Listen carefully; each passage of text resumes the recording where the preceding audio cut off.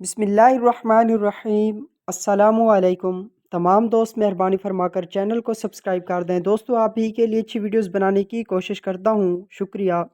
جب کوئی عورت اچھی لگے تو ایک شادی شدہ شخص کو اگر کوئی عورت پسند آ جائے تو اسے کیا کرنا چاہیے؟ ایک شادی شدہ کے لیے حدیث کی روح سے کیا عمل ہے؟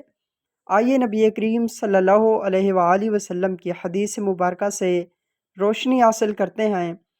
رسول اللہ صلی اللہ علیہ وسلم نے فرمایا، جب تم میں سے کسی کو کوئی عورت اچھی لگے اور اس کے دل میں جاگزیں ہو جائے تو وہ اپنی بیوی کا رخ کرے اور اس سے محبت کرے۔